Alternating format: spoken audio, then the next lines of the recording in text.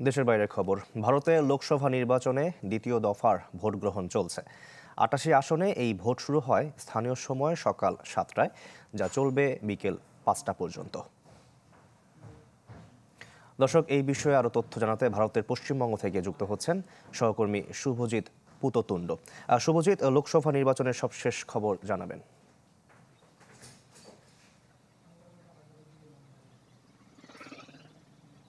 দেখুন শাকিল, পশ্চিমবঙ্গের ৩টি কেন্দ্রে এই মুহূর্তে ভোট চলছে, দার্জিলিং, রায়গঞ্জ এবং বালুরঘাট। এবং আপনি যদি দেখেন, আমার পিছনে দার্জিলিং এর একটি ভোট কেন্দ্র রয়েছে। দার্জিলিং কিন্তু সকাল থেকে, যেহেতু তাপমাত্রা একটু নিম্নগামী ছিল, যার জন্য কিন্তু এখানে সকাল থেকে যে ভোটার উপস্থিতি সেটা কিন্তু বেশ কম। আমি এই মুহূর্তে রয়েছি 23/186 নম্বর বুথ, একদম দার্জিলিং এর প্রাইম এলাকা। কিন্তু সেই এলাকায় সকাল থেকে প্রায় 600-র বেশি ভোটার থাকলো এই বুথে।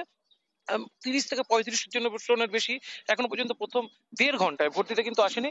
নির্বাচন কমিশনের সাথে নির্বাচন কমিশনের দপ্তর থেকে বিবৃতি জারি করেছে, যেখানে বলা হচ্ছিল প্রথম 1 ঘন্টায় অর্থাৎ 7টা থেকে ভোট শুরু হয়েছে, 8টা পর্যন্ত 6% কাছাকাছি ভোট পড়েছে গোটা ভারতে। এখন ভারতে ভোটার রয়েছে প্রায় 16 কোটি। এবং যদি আপনি গোটা বুথ দেখেন, বুথের সংখ্যা কিন্তু প্রায় 1,67,000। এবং সব বুথ মিলিয়ে বলা হচ্ছে একাধিক বুথে, অর্থাৎ সকাল থেকে প্রায় 700-র কাছাকাছি বুথে ইভিএম বা ভিভিপ্যাট মেশিন খারাপের যে অভিযোগ সেটা কিন্তু নির্বাচন কমিশন রিসিভ করেছে। এবং তার মধ্যে 90%-র কাছাকাছি যে অভিযোগগুলো এসেছিল, সব অভিযোগ কিন্তু নিষ্পত্তি করা হয়েছে।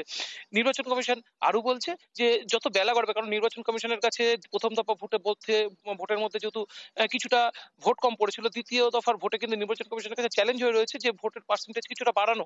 এবং যার ফলে নির্বাচন কমিশন বলছে তারা সব ধরনের যে পদ্ধতি সেটা তারা গ্রহণ করেছে, যাতে ভোট এই দ্বিতীয় দফায় কিছুটা বাড়ে। এবং তারা আশাবাদী যত বেলা গড়াবে ভোটের পার্সেন্টেজ সেটা কিন্তু বাড়তে থাকবে। শাকিল। শুভজিৎ, ধন্যবাদ আপনাকে আমাদের সঙ্গে যুক্ত হওয়ার জন্য। দর্শক, ভারতের পশ্চিমবঙ্গ থেকে যুক্ত হয়েছিলেন সহকর্মী শুভজিৎ পুততুণ্ড।